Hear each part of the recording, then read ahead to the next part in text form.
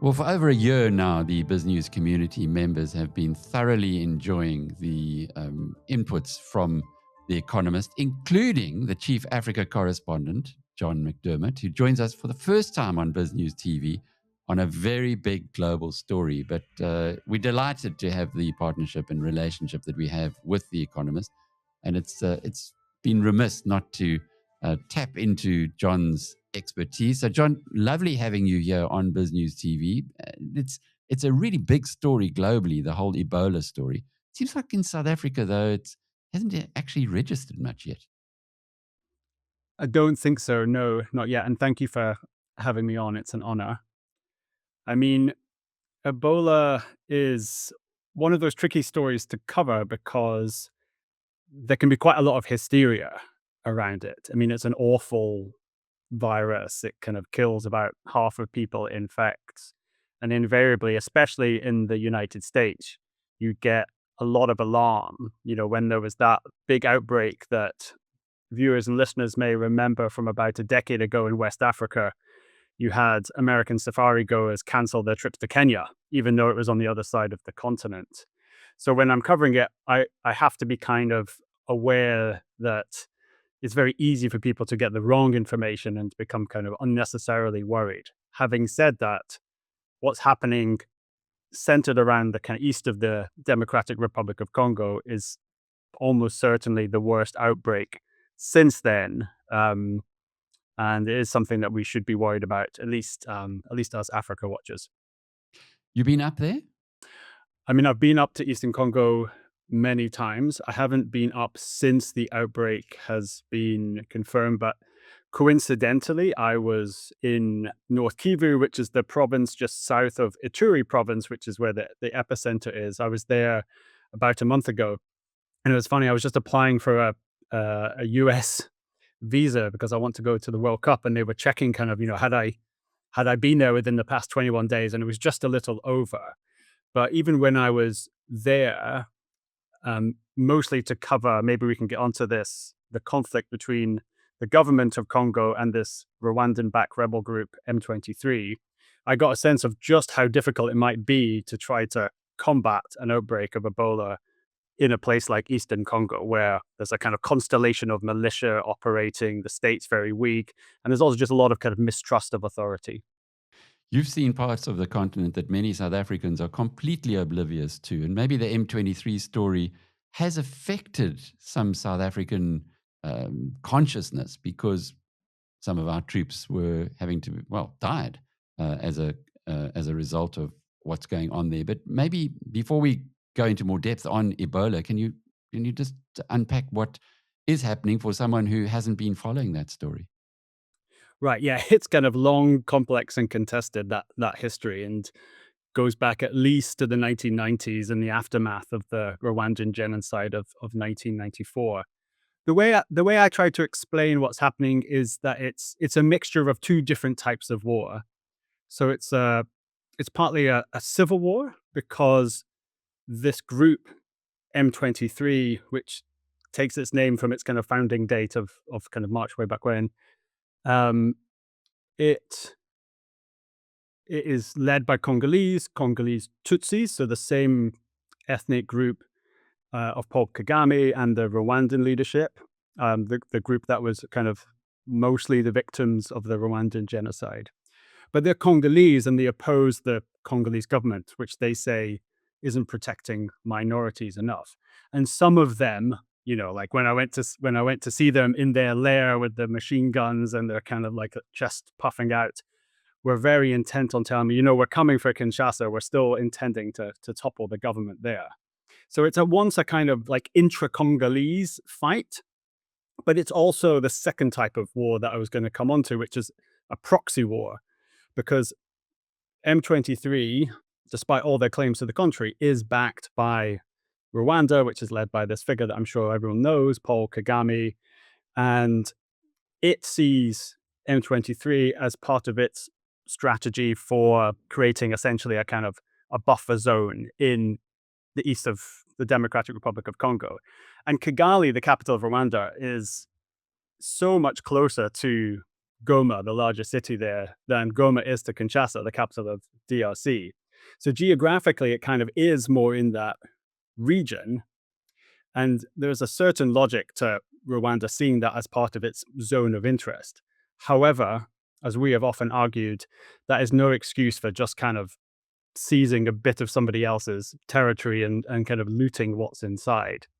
But it's, in many ways, this is something that's been going on for decades, and it reflects the kind of the state weakness in that part of Central Africa. And sadly, you know, caught in the middle of these two versions of war are the ordinary Congolese themselves, who are kind of remarkable. It's often patronizing to say, but kind of resilient people who have gone through a hell of a lot, and now they've got this Ebola outbreak on top. Start your day a step ahead. Biz News Insider. It delivers the business stories that matter every morning straight to your inbox. Sharp, fast, and free. Subscribe now. Again, for people who aren't that familiar with Ebola, you've said that it kills half the people it infects. How does it infect you, and where does it come from? So it's not like COVID, and therefore will not spread as quickly and as easily as COVID. And actually, one of the kind of grim flip sides of it being so deadly is that it isn't as contagious as well. It infects through touching bodily fluids. So one of the ways in which it has historically spread at a exponential rate is actually because people in these communities at funerals, for cultural reasons, want to touch the body of the deceased, and that is a kind of like exhibit A for what you should absolutely not do according to medical science. Um, but it's a disease which is endemic to animals in this part of Central Africa, and it's typically spread from fruit bats to humans in these areas. And actually, over the past, I think, 50 years, there have been 17 outbreaks. This is the 17th outbreak of Ebola in DRC. So not all of them um, are huge things to worry about. And in recent years, the world has gotten a lot better at handling it because there are vaccines for the most common strain, and community health workers have a better understanding of how you build trust and educate people about what to do. The bad thing about this particular outbreak is that it's got a strain. It's of a strain that isn't as common, and there isn't a vaccine against it. And also, it's happening when Eastern Congo is going through one of its more fragile periods, and there's less aid money around, so there are fewer health workers available to kind of keep tabs on things. I think ultimately, Congolese authorities, with the help of some extra aid funding that's now coming, will get it under control, but I'm almost certain it's going to get worse before it gets better. You speak about aid money, and certainly from the international headlines, there's quite a lot being poured in there, not from the United States, but from other parts of the world. Should Well, we in South they have Africa? actually belatedly started putting money in. Oh, that's really good news. Should we in South Africa be worried about this? Should we also be supporting the fight against Ebola? I don't think if you're sitting in Hermanus or Cape Town or Durban or Johannesburg, you ought to be particularly worried about it. Um, it doesn't spread like COVID. There is a chance we may see some imported cases, but the South African authorities will have some understanding of what to do. And what is South Africa doing? I mean, it's given a little bit of money to this institution called Africa CDC, which is a kind of child of sorts of the American version that's trying to essentially kind of organize a lot of the African governments in the region. And Cyril Ramaphosa has a role within the kind of Pan-African response. But ultimately, South Africa is still quite a long way from Eastern DRC, and there's only so much it can do. What is needed is kind of the scientists to get busy with an experimental vaccine, some Western countries to dig into their pockets to fund some aid response, and the Congolese authorities to spend a bit more time caring about the health of their people rather than fighting wars. Hmm. The experimental vaccine, how far advanced is that? Listening to the podcasts that you were doing on the Economist podcast, it appears as though there is quite a lot of progress already. I mean, it's incredible what scientists can do these days, isn't it? I mean, we saw that during COVID with the mRNA vaccines of Moderna and other companies. In this case, my understanding is that scientists from Oxford University who were involved in that AstraZeneca vaccine during COVID, and the Serum Institute, which is this kind of very impressive like mass production facility in India, are trying to work together to produce a vaccine for this particular strain. But they were saying to us the other day that it hasn't even been trialed in animals yet. So, you first they got to make it, and then you got to do some basic testing, and then you get into vials. So 3 months is probably the most optimistic scenario for that if it works. I think if you can get it within a year, that would be good. So we're probably back to relying on some of the more traditional ways of dealing with something like Ebola, which is testing, quarantining, contact tracing, and hoping for the best. Mm. How many people have been infected that we know of? I mean, we don't really know. One of the issues has been that the epidemic began almost certainly 2 or 3 months ago, but was only detected 2 or 3 weeks ago. And the Congolese authorities, they publish statistics for confirmed cases, confirmed deaths, but they also give a suggestion for suspected cases and suspected deaths. So it's over 1,000 suspected cases, about 250 suspected deaths. But I think there's probably kind of a massive underestimate as well. Not least because, initially, before you get the awful hemorrhagic fever, the bleeding from kind of various orifices that you get with Ebola, it kind of just looks like malaria, and malaria is everywhere in that part of Eastern Congo. So ordinary people often don't really bother going to a doctor. They might go to a traditional healer, if anyone, until that last moment. So in 2014, 16, you had 11,000 people dying. In 2018, you had a little more than 2,000. So it wouldn't surprise me if the kind of the end total is somewhere between those two things. But that's very much a guesstimate at this point. In uncertain times, good information is priceless. The Biz News Conference is heading back to the Drakensberg. Join me, Alec Hogg, from the 11th to the 14th of August for BNC 9, Champagne Sports Resort, where it all began, and where our community gathers for honest conversations, smart investing insights, and direct access to some of South Africa's sharpest minds.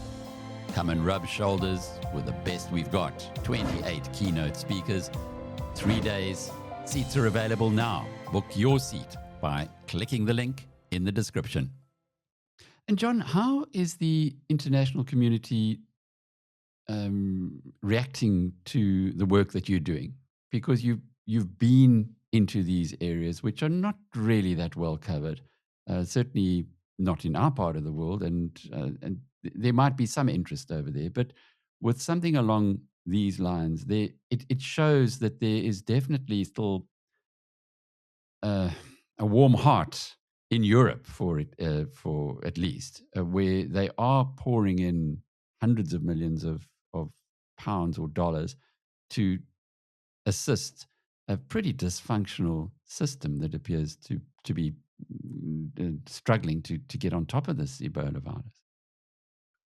Well, you have had these aid cuts over the past couple of years, and the Trump-Musk dismantling of USAID has been the most high-profile example of that. And like the way it was done has certainly done damage on the ground. I've been to, I don't know, give you an example. Like, sometime last year, I was in a village in rural Madagascar where there was this small wooden hut with a little American flag on that nurses we were paid by the US would come and kind of do malaria treatments. And I actually was watching women with their kids come and realize, oh my God, it's closed. And the doctors there were saying, well, almost certainly you're now going to get more kids dying of malaria because this aid money isn't around and it's just been dismantled so haphazardly.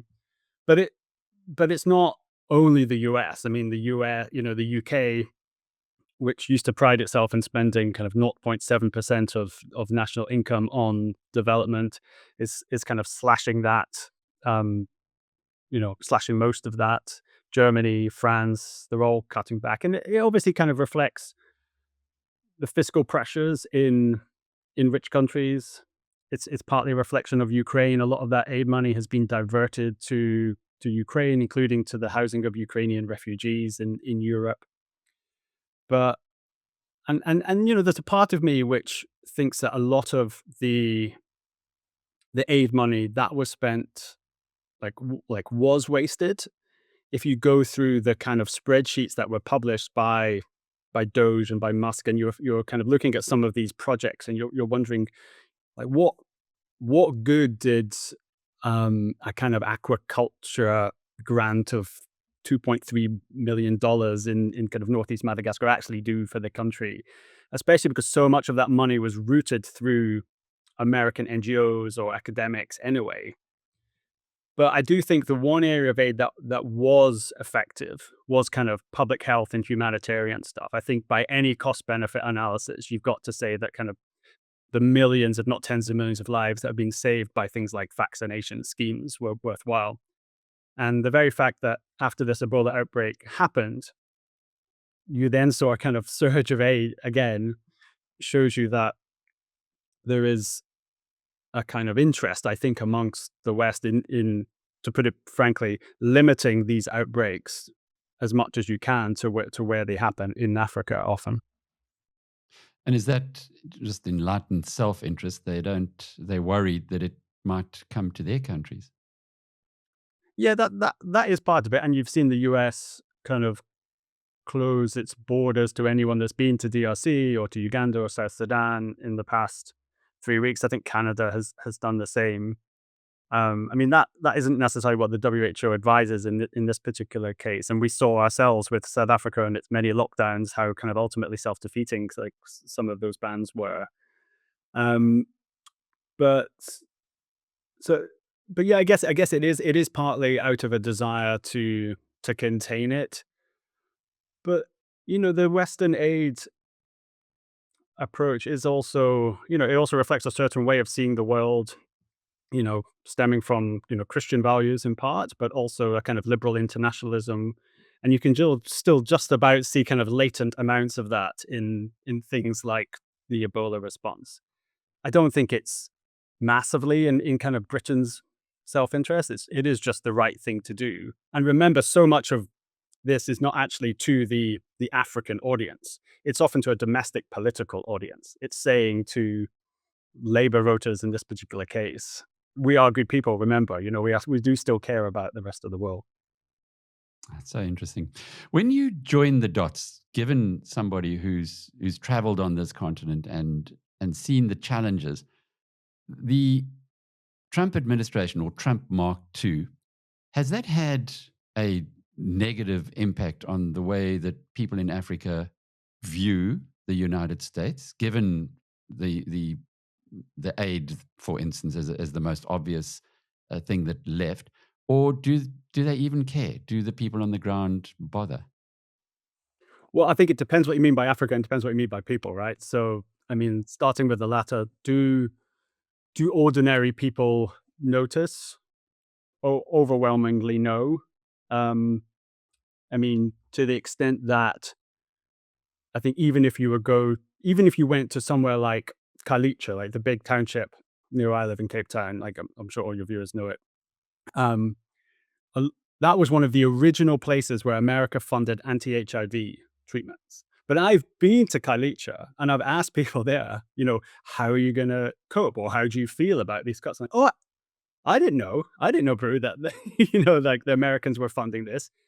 And this is maybe a discussion for another time, but when the Chinese do public diplomacy and they do their aid and they spend far less than the Americans, they make sure that it is coming from China, even if the vaccine doesn't work.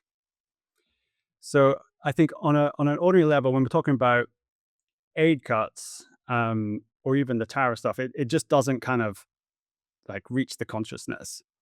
Now, on an elite level, like a kind of African leader or African kind of like political bigwig, what do they think of?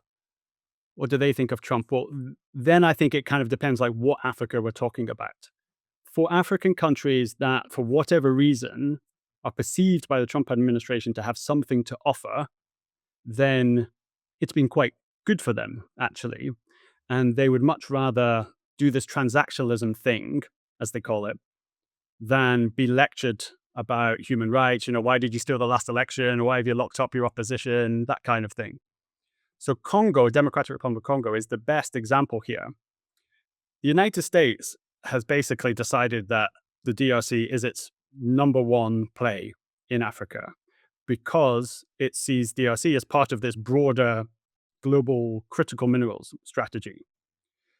And coming back to the war in the East for a second, what's essentially happened is that the US, while playing a mediator in that conflict, is also essentially taking the side of the Congolese in exchange for minerals deals. So you've seen some American firms get some copper cobalt assets, for example. And Trump and Felix Tshisekedi, the leader of the DRC, have built up something of a kind of surprising bromance. But then if you are, I don't know, the leader of Lesotho or even a country that's much bigger like Mozambique, like you have less to offer. And what you found is that a lot of the kind of smaller or poorer African countries have been scrambling to placate the white hats. So it's kind of less a kind of scramble for Africa, and it's often like a scramble for Trump, basically. And then they say, like, hey, we've also got critical minerals. And they kind of look around and they reach into their drawer and they've got some kind of like drawing of a lithium mine made in 1980 or something like that. Or they say, well, okay, you want to send us your deportees? Well, we'll take some. And there's now, I think, 13 or 14 African countries that have signed up to this third country national set of deals, as they say. Most recently, I think kind of Equatorial Guinea and Cameroon and places like that. So ordinary people, I'm not sure they've noticed much difference, but on an elite level, I think if you have something to transact, this is good for you. But if you don't, you're really feeling those power imbalances. Healthcare matters, but what matters most? Having cover for the people who keep this business going. Bonitas is there for you when it counts. Bonitas, medical aid for South Africa. Visit bonitas.co.za and find your plan. John, it's been fascinating talking to you. Before you go, though, it must be hard from what you're seeing with your own eyes not to become cynical about so much of what's going on in the world right now. How do you do that? How do you keep the balance?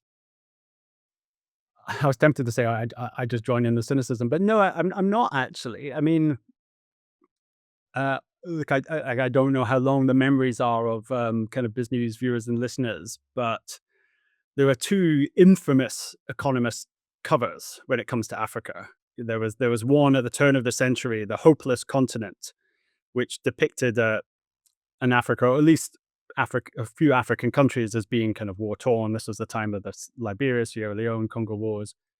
And then about a decade later, you had kind of Africa Rising, which was coming amidst the commodities boom at the time, and it was very optimistic about what would happen. And I mean, my own reflection is that kind of neither of those simplistic projections were right. And it's much better to be a kind of Afro-realist than an Afro-pessimist or an Afro-optimist. So that means, looking at the data, not treating every African country the same, but also have some sense in which, African countries are normal countries, that they have path dependencies depending on their history and economies. And they have political leaders that face, having to build internal coalitions and kind of their own incentives amongst their elites, just like Keir Starmer does, or Donald Trump does, or Emmanuel Macron does. And I think if you if you do African countries and African businesses the respect of treating them like normal countries and normal businesses, you come to a picture which, okay, can be quite negative because there is a lot of poverty and underdevelopment on the continent. And there's a certain type of Africa coverage that trivializes that and wishes it away because we should all just be very positive all the time. And the Western media is always talking Africa down. I don't buy that. But I do think if you actually look closely at what's happening, then you'll see kind of progress in stops and starts. And Africa has some of the world's fastest growing economies, some of the world's fastest growing cities. It does have some very impressive firms. And I think if one good thing can come out of this essentially kind of international retrenchment from the continent, it's that African politicians and African businesses will realize that they need to get their own houses in order, deploy more of their own capital to the continent rather than storing it offshore, investing in their own firms and infrastructure projects. And you're starting to see that happening in a few places. So having talked a little bit about how America First is affecting Africa, like I'm going to, over the next few years, be looking to see whether a kind of a more positive Africa First mentality emerges here. Fascinating. Thank you. John McDermott is the Chief Africa Correspondent at The Economist. I'm Alec Hogg from biznews.com.